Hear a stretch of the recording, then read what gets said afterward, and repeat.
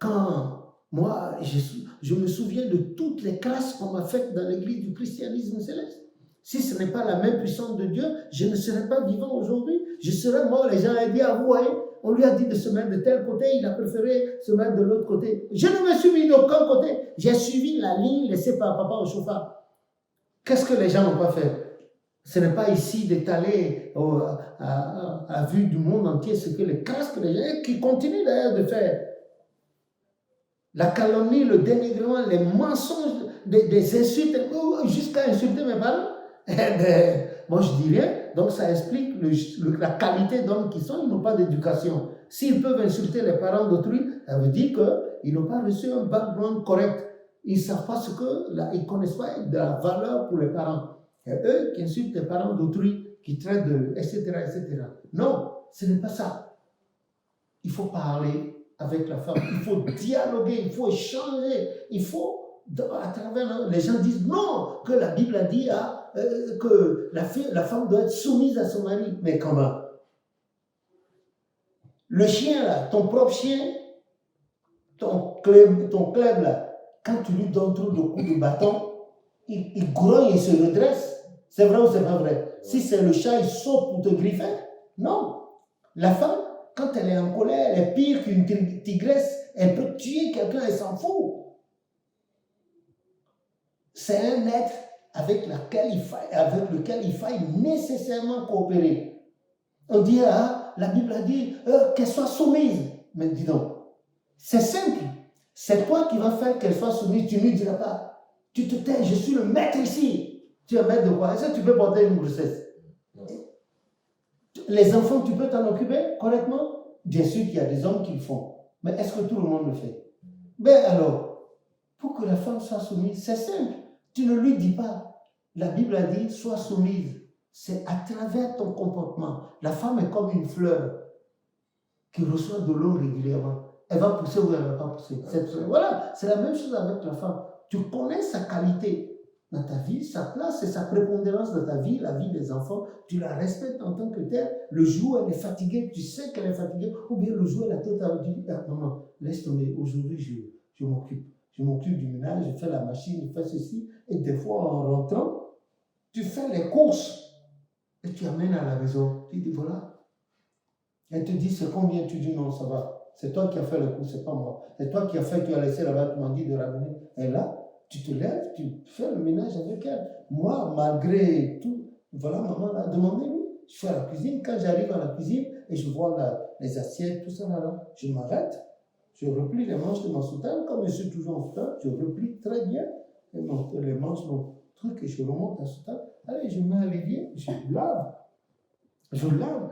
Quand des fois elle a des soutanes, elle a trempé des soutanes et je sens qu'elle est très fatiguée parce que, pas par moi, les gens me sollicitent tellement et c'est elle qui s'occupe des appels, de ceci et puis elle est fatiguée.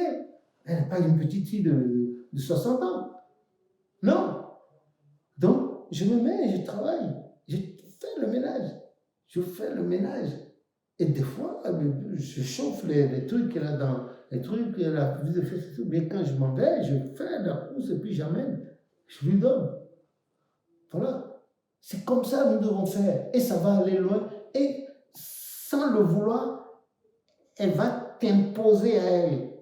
Elle va t'imposer à dire dans son cœur, mon mari n'aime pas ça. Mon mari n'aime pas ceci. Et puis voilà.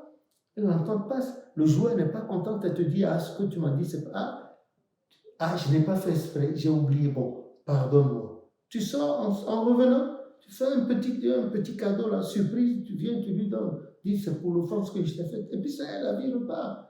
C'est vrai que la vie à deux, ce n'est pas facile, mais il faudra vivre ça, c'est une expérience. Et la Bible a dit, Ecclésiaste dit, malheur à celui qui est seul, s'il tombe, il n'y aura personne pour le relever. Mais tandis que quand ils sont en deux, ils vont se chauffer, voilà, se chauffer. Se réchauffer. C'est ça. Il faut le faire. C'est une expérience à vivre. Et il faut la tolérance. Il faut de la tolérance. Il faut de la tolérance. Et il ne faut surtout jamais, jamais, jamais lever la main sur la femme. Jamais. Mais l'homme compte sur sa force physique pour lever la main sur la femme.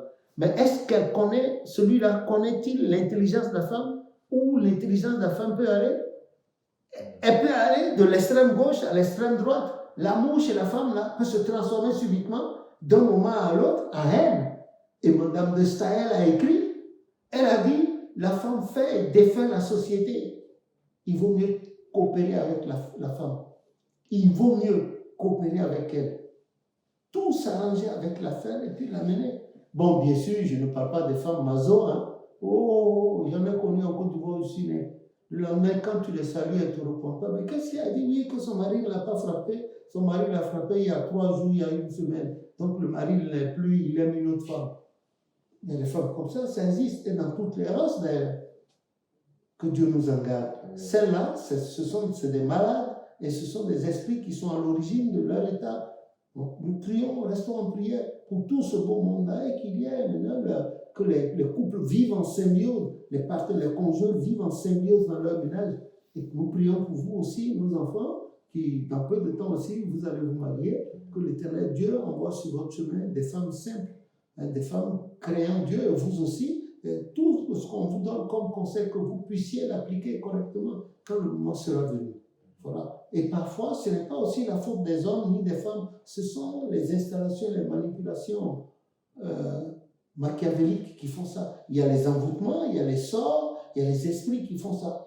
Voilà. L'homme est là et puis sa femme l'énerve avec toute la boromie que la femme a. Tout ce qu'elle fait, elle s'oblige à donner de la joie à son mari. Mais malgré ça, l'homme est toujours en train de crier après elle, de la menacer. Il en va de même aussi du côté de la femme. Il y a des femmes qui n'ont jamais fait cadeau à leur femme. Elles se battent, elles déclenchent la bagarre. Elles sont les premières à insulter l'homme, à quitter la maison, à rentrer tard, et l'homme ne peut rien dire. Elles ont des fréquentations, des copines, des trucs. Non, parfois ce sont les mauvais esprits, parfois c'est la mauvaise éducation de base, valable aussi chez l'homme. Donc quelque part nous avons besoin de Dieu et chaque couple a besoin d'un mentor. Nous autres là, notre mentor c'est Jésus-Christ et la Bible. Voilà notre mentor, c'est la Bible. Notre mentor, c'est la Bible. C'est là-dedans qu'il y a tout. C'est là-dedans qu'il y a tout. Même Colossiens 3, 18 a bien dit. Il disait aux hommes, Éphésiens 6 aussi. Voilà. Il a dit d'entretenir les femmes, de ne pas. Voilà. Colossiens 3, 18 dit, femmes, que chacune soit soumise à son mari comme il convient dans le Seigneur. Marie, que chacun aime sa femme et ne s'aigrisse pas contre elle. Enfants, obéissez en toutes choses à vos parents, car cela est agréable à Dieu. Père, n'irritez pas les enfants. Voilà. Et quand maintenant tu vas dans Proverbe 31, à partir du verset 10, on parle de femmes vertueuses là. On dit, qui peut trouver une femme vertueuse? C'est-à-dire une femme de qualité, une femme d'intérieur. Et on décrit la femme. C'est surtout en Afrique et dans la campagne européenne que je retrouve ces genres de femmes. Pas en ville.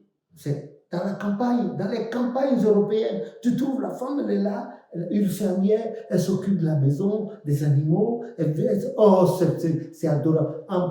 Aussi en Afrique, tu vois ces moments-là, elle achète des poules le matin, et puis, etc. Mais moi, c'est une vie que j'aime. J'adore. Et j'adore la campagne. J'adore la campagne. Aller en campagne, etc. Entendre le poulet qui glousse le matin de bonne heure, les dindons, les canards, et puis les moutons qui bêlent, tu leur donnes à manger, tu finis, allez, tu vas à la chapelle, prier, etc. C'est beau avec ta femme, que Dieu nous vienne en aide. Voilà, que Dieu nous vienne en aide. C'est pas trop la volonté des femmes de faire du mal à leur mari. Parfois aussi, il y a certains hommes qui s'imposent aux femmes parce qu'ils ont de l'argent. La femme ne les aime pas, mais ils obligent les femmes par l'argent. Le jour où il n'y a plus d'argent. C'est normal que ces femmes-là retrouvent leur liberté, puisqu'elles n'ont jamais dit qu'elles vous aimaient. Idem aussi pour les hommes, les femmes. Il y a des femmes qui ont les moyens, qui achètent des hommes. Ces hommes-là leur font faire du n'importe quoi. Du n'importe quoi. Leur font voir du n'importe quoi. Hein? Elles sont âgées et puis le mari, là, c'est un genou qu'elles ont pris pour de l'argent, etc., etc. Et c'est dommage, hein, on en a vu d'horrible, d'horrible, d'horrible. Voilà. Que le nom de l'Éternel soit béni. En tout cas, pour conclure ta question, oui, il est bon qu'un homme vive avec une femme. Il est bon qu'une femme vive avec un homme. Mais nous avons la chance. Il y en a qui se mettent ensemble avec une femme sans référence. Qu'est-ce qu'elle est? On la voit physiquement, elle est bien taillée, elle parle bien, elle s'habille bien. Mais son cœur, c'est quoi? Le cœur de l'homme auquel elle s'attache, c'est quoi? C'est qui spirituellement? Or, ce n'est pas le physique qui intervient dans le mariage, c'est le spirituel. Si les deux cœurs sont en harmonie devant Dieu, les deux esprits, les deux âmes sont en harmonie devant Dieu, soutenus par la parole, et les deux conjoints font très attention, la tolérance, ce mariage-là ira jusqu'à aboutir au soir de leur vie.